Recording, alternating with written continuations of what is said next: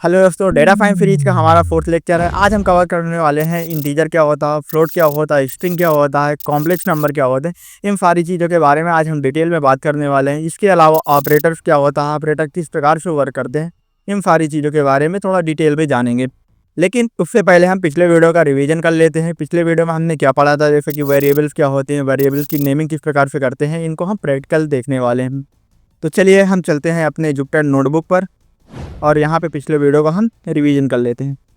तो यहाँ पर हम क्या करेंगे, एक हेडिंग लगा लेते हैं, रिवीजन,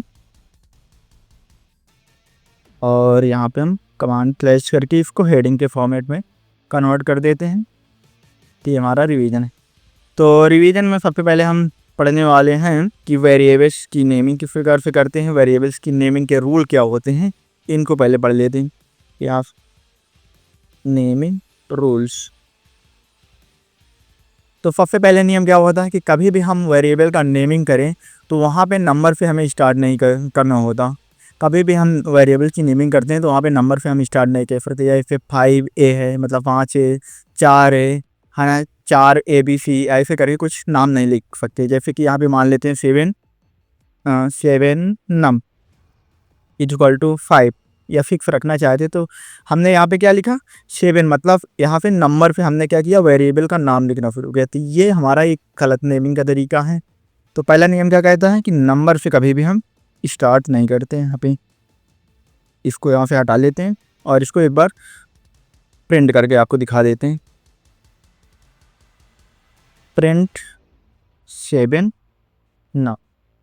अब हम इसको रन करेंगे तो हमारे पास आउटपुट क्या आएगा, आउटपुट में हमारे पास ये यहाँ पे एरर आएगा। क्यों आया, क्योंकि यहाँ पे हमने जो वेरिएबल का नेम लिखा था वो नंबर से स्टार्ट हो रहा है। तो कभी भी हमें वेरिएबल का नाम लिखना हो तो वहाँ पे नंबर से स्टार्ट नहीं करेंगे। तो यहाँ पे एक बार मैं यहाँ पे लिख दे रहा हूँ, वेरिएबल की नेमिंग करते समय नंबर से स्टार्ट नहीं करते।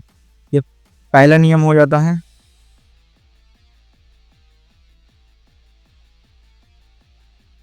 First rule. दूसरा नियम क्या कहता है कि जब भी हम वेरिएबल बनाते हैं तो वहाँ पे हमें बीच में स्पेस नहीं देना होता। जैसे मान लेते हैं नम लिखा, नम और 1 लिखना चाहते हैं, num1, तो यहाँ पे हम num1 ऐसे कर देंगे तो यहाँ पे हमारे पास क्या आएगा, एरर आएगा। पहले इसको हम पिछले इसको सही कर लेते हैं। यहाँ पे 7 नाम है,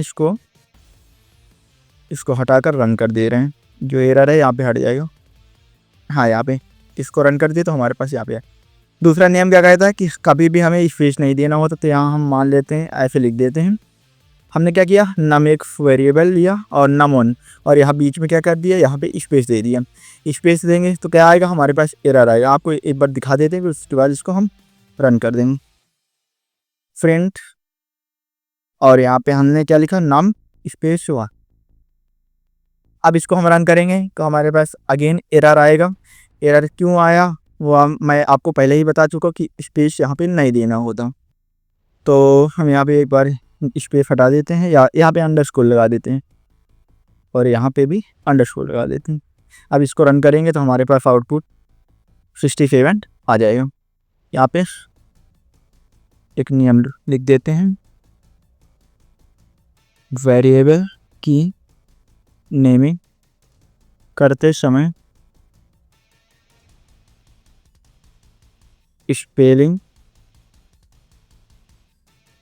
या नंबर के बीच में स्पेस नहीं देना होता। सेकेंड रूल भी यहाँ पे हो जाएगा। अब हम तीसरा नियम देख लेते हैं। तीसरा नियम क्या कहता है, कभी भी वेरिएबल की नेमिंग करते हैं तो वहाँ पे हमें स्पेशल कैरेक्टर जो होते हैं उनको उपयोग नहीं करना होता। जैसे हमारे पास @ हो जाता है, हैज हो जाते हैं, या मॉडुलस हो जाता है जिसको परसेंटेज बोलते हैं, डॉलर का फाइन हो जाता है, एंड का फाइन हो जाता है, एस्टेरिस्क का फाइन हो जाता है। ये सारे क्या होते हैं, ये हमारे स्पेशल कैरेक्टर होते हैं, इनको हम यूज नहीं कर सकते।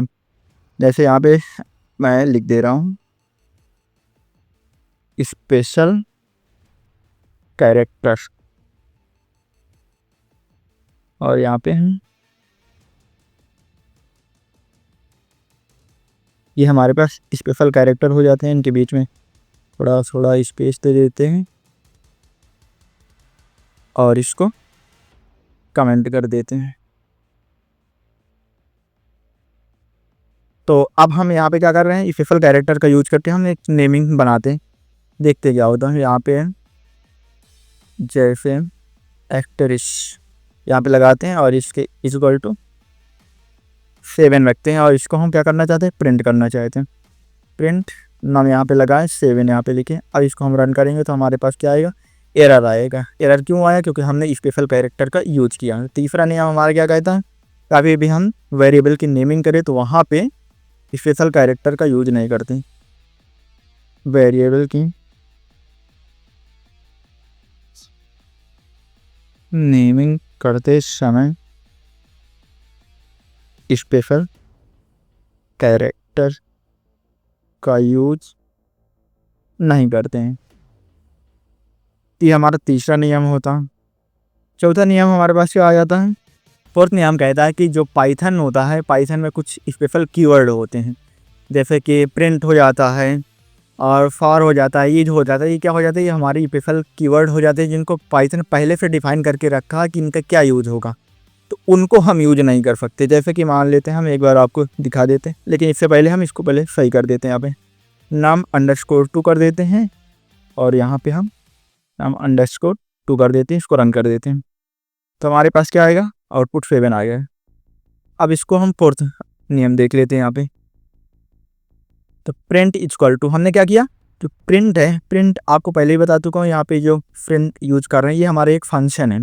फंक्शन है जो पाइथन के द्वारा पहले से डिफाइन कर दिया हम, लेकिन क्या कर रहे हैं, हम इसको वेरिएबल बना रहे हैं और उसके बाद इसमें हम नापे स्टोर कर रहे हैं और उसके बाद हम इसको क्या करना चाहते हैं, प्रिंट करना चाहते हैं। किस वेरिएबल को, प्रिंट। जो हमने वेरिएबल का नाम दिया इसको यहाँ से क्या कर लेंगे, कॉपी कर लेंगे और यहाँ से यहाँ पर पेस्ट कर देंगे और इसको रन कर देते हैं। तो हमारे पास क्या आएगा, एरर आएगा। एरर क्यों आया है वो मैं पहले ही बता चुका हूँ आपको कि हमने क्या किया था, यहाँ पे प्रिंट फंक्शन का यूज किया जो कि पाइथन पहले से डिफाइन कर चुका। तो पाइथन के द्वारा जो भी डिफाइन किए हुए फंक्शन है उनको हम यूज नहीं कर सकते हैं। तो हम यहाँ पे क्या कर दे रहे हैं, मान लेते हैं num _3 कर देते हैं। num यहाँ पे 3। अब इसको रन करेंगे तो हमारे पास अभी भी हमारे पास एरर क्यों आ रहा है, इसको रोको, एक बार दोबारा से रन करके देख लेते हैं। num _3 = 90। फिर हम कर देते हैं प्रिंट और यहाँ पे ब्रैकेट लगाएंगे num _3 यहाँ पे लिखेंगे। अब इसको हम रन करेंगे तो हमारे पास ये एरर क्यों आ रहा है, थोड़ा देखते हैं।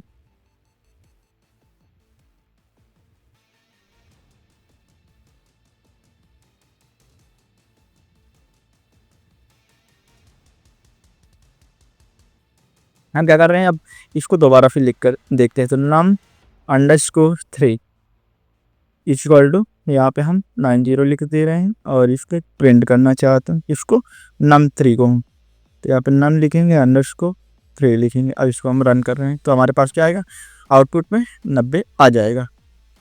अब इसका हम फोर्थ नियम यहाँ पे नीचे लिख दे रहे हैं हैज लगा के। तो वेरिएबल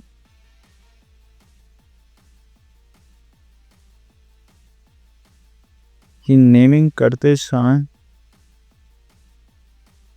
पाइथन में पहले से डिफाइन किए हुए फंक्शन को यूज नहीं कर सकते। ये हमारा तीसरा नियम हो जाता है। ये हमारा चौथा नियम है, तीसरा नहीं है। तो यहाँ पे हम क्या कर देते हैं, फोर्थ रूल। और ये वाला हमारे कौन सा नियम है, ये हमारा थर्ड रूल। अब यहाँ पे हम क्या करें, अपना पांचवा नियम देख लेते हैं कि वेरिएबल की नेमिंग करते समय पांचवा नियम क्या कहता है। तो पांचवा नियम हमारा ये कहता है कि पाइथन एक केस सेंसिटिव लैंग्वेज है जिसमें कैपिटल लेटर और स्मॉल लेटर का दोनों अलग अलग महत्व होता है। कैपिटल अगर आप लिख रहे हैं तो उसका अलग महत्व रहेगा, स्मॉल लिख रहे हैं तो उसका अलग महत्व होता है। तो यहाँ पे हम एक बार लिख के देख ले रहे हैं। जैसे मान लेते हैं यहाँ पे हमने क्या किया, कैपिटल लॉक लगा के नम इक्वल टू 5 लिख दिया और हमने दोबारा से एक स्मॉल से लिख दिया नम। यहाँ पे हम अंडरस्कोर लगा देते हैं क्योंकि पहले हमने वेरिएबल के नाम में नम यूज कर चुके हैं। तो 6 अब यहाँ पे इक्वल टू 6 कर दिया है। अब हम यहाँ पे क्या कर रहे हैं, प्रिंट कर रहे हैं। अब हम प्रिंट किसे कराना चाहते हैं तो हम क्या कर रहे हैं, दोनों को प्रिंट करा देते हैं। एक बार क्या हम एक बार स्मॉल से लिख दे रहे हैं नम 6 या यहाँ पे पहले कैपिटल फेंक देते हैं नम 6 और इसके बाद इसको कॉपी करके हम क्या करते थे, कमांड से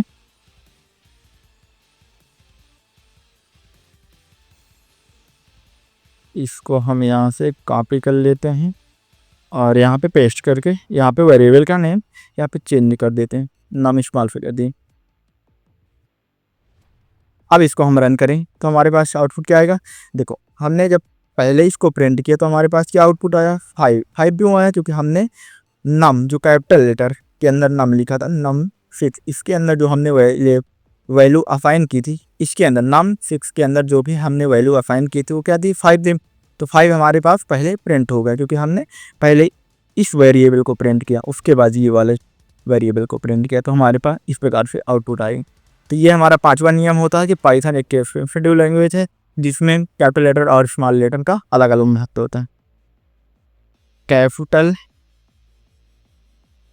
लेटर और स्मॉल लेटर का अलग महत्व होता है। तो ये हमारा पांचवा नियम हो जाता है कि यहाँ से हमारा वेरिएबल नेमिंग खत्म होता है। अब हम चलते हैं अपने डेटा टाइप में, इंटीजर, फ्लोट, ये नंबर जो हमने थोड़ा मोड़ा इसके बारे में जानकारी ली थी, लेकिन आज हम इसके बारे में डिटेल में जानने वाले हैं। तो सबसे पहले हम जानते हैं कि ये इंटीजर होता क्या। इंटीजर हम बोलते कि इंटीजर हमारा वे नंबर्स होते हैं जो 0 से शुरू होकर इनफिनाइट तक जाते हैं, लेकिन उसमें हमारे पास नेगेटिव वैल्यू होती हैं, पॉजिटिव वैल्यू होते हैं, लेकिन डेसिमल वैल्यू नहीं रहती हैं। जैसे यहाँ पे लिखा हो x इक्वल टू कितना है 10 है, y इक्वल टू कितना है -25। प्लस वैल्यू हो सकती है, माइनस भी वैल्यू हो सकती है, लेकिन डेसिमल वैल्यू नहीं हो सकती। कोई दशमलव में संख्या को हम नहीं लिख सकते। ये इंटीजर बोलता है कि कभी भी हम दशमलव में इंटीजर को नहीं लिख सकते हैं। इंटीजर को दिखाने का तरीका होता है INT, हम स्मॉल से इस प्रकार से लिखते हैं। अब हम प्रैक्टिकल करके यहाँ पे इंटीजर देख लेते हैं। तो यहाँ पे एक इंटीजर की हम हेडिंग लगाएंगे, इंटीजर, और यहाँ पे हम क्या करें, मार्कडाउन पर क्लिक करके इसको एक हेडिंग के फॉर्मेट में कन्वर्ट कर देंगे। तो यहाँ पे अब देखते हैं जैसे नम 5, अब यहाँ पे हमने क्या लिखा, नम 5 लिख दिया था, लेकिन ये हमारा वेरिएबल का नाम गलत है। क्यों गलत है, क्योंकि हमने यहाँ पे स्पेस दे दिया। तो हम क्या लगाएंगे, यहाँ पे अंडरस्कोर लगाएंगे, उसके बाद यहाँ पे 5 लिखेंगे इक्वल टू 7। ये हमारे कौन से नंबर हो जाते हैं, ये इंटीजर नंबर हो जाते हैं। अब यहाँ पे मैं लिख दे रहा हूँ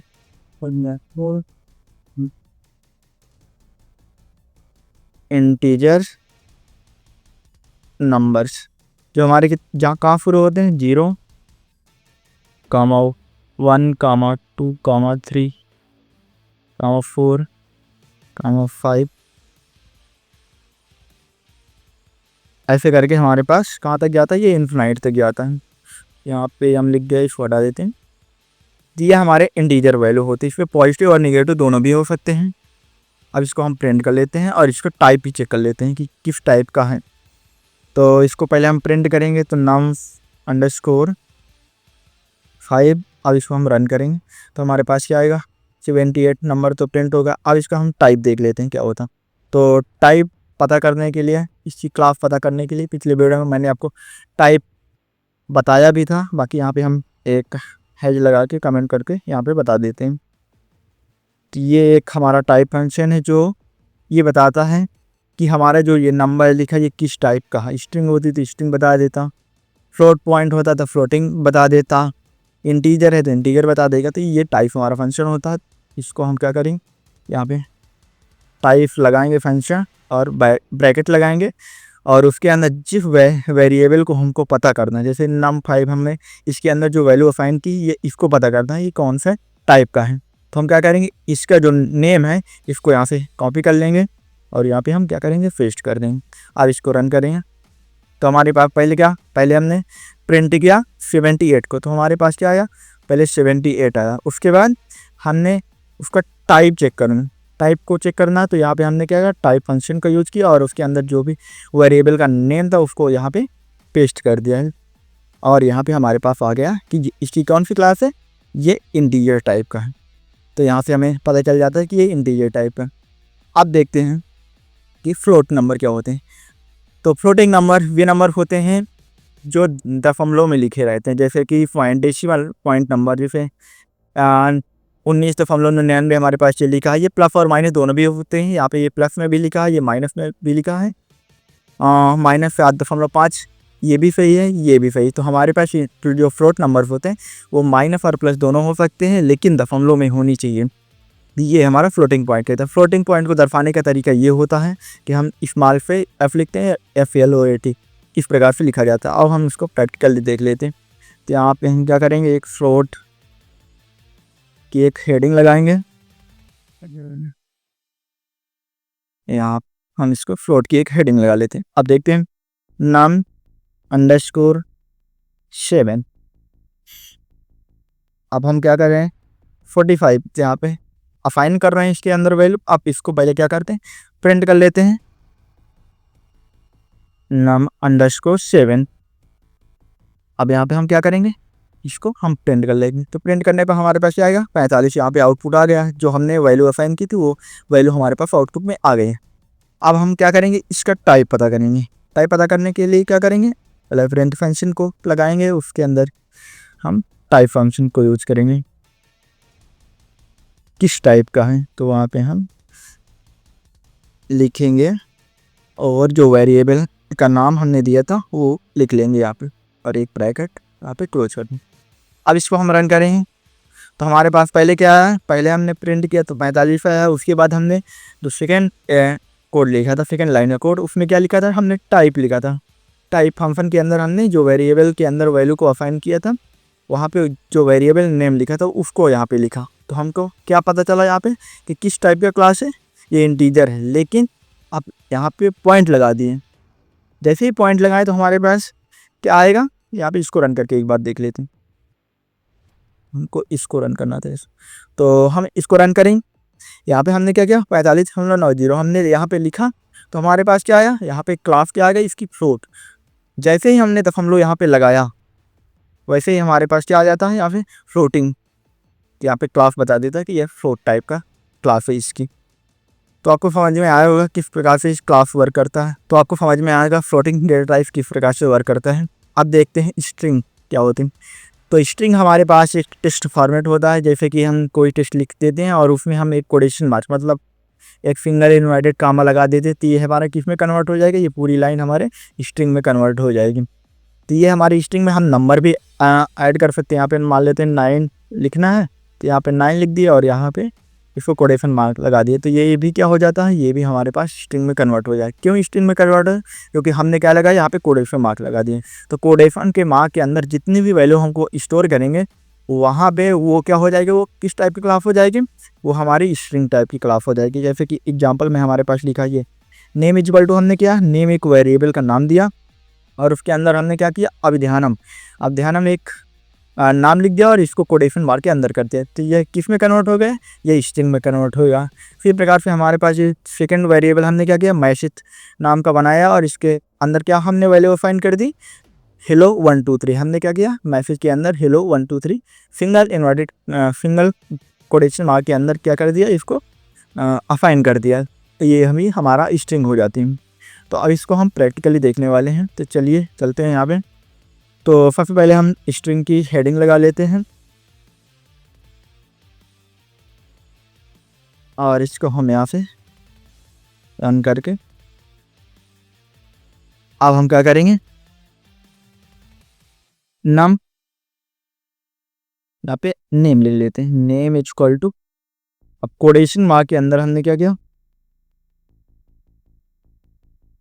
अभी ध्यान, हम यहाँ पे वैल्यू फाइन कर दी। अब हम पहले इसको प्रिंट करेंगे, प्रिंट नेम। अब हम इसको प्रिंट करेंगे तो हमारे पास क्या आएगा, अभी ध्यान हम, लेकिन अब हम क्या करेंगे, इसका टाइप चेक करेंगे, टाइप किस टाइप का हमारे पास है, कौन सी इसकी क्लास है। तो हम टाइप फंक्शन को यूज करेंगे और इसके अंदर जो भी वेरिएबल का नाम हमने दिया था उसको यहाँ से कॉपी करके यहाँ पर पेस्ट कर देंगे।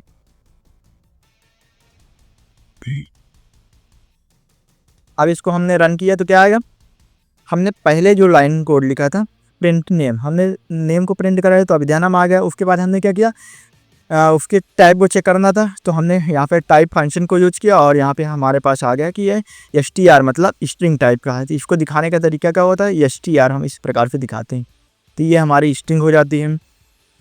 अब हम देख लेते हैं कि कॉम्प्लेक्स नंबर क्या होते हैं। तो कॉम्प्लेक्स नंबर हमारे कुछ इस प्रकार से लिखे जाते हैं, एक रियल नंबर होता है हमारे पास, रियल नंबर जैसे 2 3 4 5 ये हमारे रियल नंबर हो जाते हैं। दूसरा हमारे पास एक इमेजिनरी नंबर हो जाता है, इमेजिनरी नंबर जैसे 3J 4J 5J हमारे पास ये क्या हो जाते हैं, ये हमारे पास इमेजिनरी नंबर। तो इस प्रकार से हम क्या करते हैं, कॉम्प्लेक्स नंबर को बनाते हैं। तो कॉम्प्लेक्स नंबर हमारे पास एक रियल नंबर एक इमेजिनरी नंबर, दोनों को अगर जोड़ या घटा देते हैं तो क्या हो जाता है, वो हमारे एक कॉम्प्लेक्स नंबर में कन्वर्ट हो जाता है। तो हम दोनों को जैसे इमेजिनरी नंबर और रियल नंबर के दोनों को जोड़ देते हैं तो क्या हो जाता है, वो कॉम्प्लेक्स नंबर में कन्वर्ट हो जाता है। और जो हमारे पास जे की वैल्यू होती है, ये हमारे पास कितनी होती है, √-1। जे की वैल्यू कितनी होती है, √-1। अब इसको हम देख लेते हैं एक बार प्रैक्टिकली यहाँ पे। तो हम क्या करेंगे, पहले कॉम्प्लेक्स की एक हेडिंग लगा लेते हैं, यहाँ पे मार्कडाउन पर क्लिक करके हम रन कर देते हैं। नेम _1 कर देते हैं और इसके अंदर हम क्या कर देते हैं, 2 + 5J कर देते हैं। हमने एक कॉम्प्लेक्स नंबर बना लिया है। अब इसको हम प्रिंट करना चाहें तो प्रिंट फंक्शन को यूज करेंगे और जो हमने वेरिएबल का नाम दिया था उसको यहाँ पे लिख देंगे। तो हमने यहाँ पे क्या किया, हमने इसको रन किया तो हमारे पास क्या आएगा, 2 + 5J। हमने जो भी इसके अंदर वैल्यू को असाइन किया था तो हमारे पास 2 + 5J आ गए। अब हम क्या करेंगे, इसके टाइप को चेक करते हैं। तो प्रिंट फंक्शन का यूज़ करेंगे, फिर इसके बाद हम टाइप फंक्शन को यूज़ करेंगे और इसके अंदर जो वेरिएबल का नेम है उसको यहाँ पे लिख देते हैं। अब इसको हम रन करेंगे तो हमारे पास क्या आ जाएगा, ये हमारे पास कॉम्प्लेक्स टाइप का नंबर होता है। लेकिन हाँ, अभी मैं पिछले जो स्ट्रिंग बताया था उसमें मैं थोड़ा आपको नंबर नहीं बताया, तो यहाँ पे एक बार दिखा देता हूँ नंबर किस प्रकार से वर्क करता है। तो हम नेम _ यहाँ का, इसके अंदर हम क्या कर देते हैं, नंबर को लिख देते हैं कोटेशन मार्क के अंदर। और एक बार हम क्या करेंगे, नेम _3 करके हम क्या करेंगे, P9 को ऐसे ही लिख देंगे। अब दोनों के क्या करेंगे, क्लास हम प्रिंट कराना चाहते हैं तो प्रिंट एक साथ भी हम इनको क्या कर सकते हैं, टाइप प्रिंट कर सकते हैं। तो हम कैसे करेंगे उसको भी देख लेते हैं। जैसे नेम _2 लिखेंगे और यहाँ पे कामा लगा के हम नेम _3, हम दोनों को एक साथ भी प्रिंट कर सकते हैं यहाँ पे। तो हम क्या करेंगे, इसको हम रन करते हैं। हमारे पास एरर क्यों आया, उनको देखते हैं थोड़ा।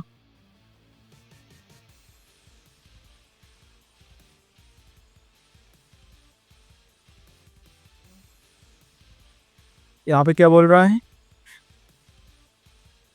यहाँ पे सिंटैक्स एरर आ रहा है। सिंटैक्स एरर इसलिए आ रहा है क्योंकि यहाँ पे हमने क्या किया था, यहाँ पे हमने कॉमा लगाना भूल गए थे। यहाँ पे क्या लिखा हुआ, perhaps you forget a comma, तुमने यहाँ पे कॉमा लगाना भूल गए हो।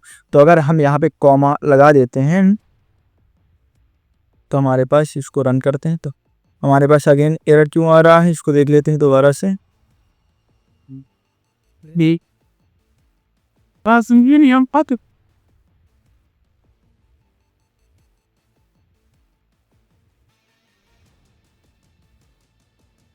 हम इसको एक बार सिंगल थोड़ा प्रिंट करके देख लेते हैं, थोड़ा सा यहाँ पे एरर आ रही है।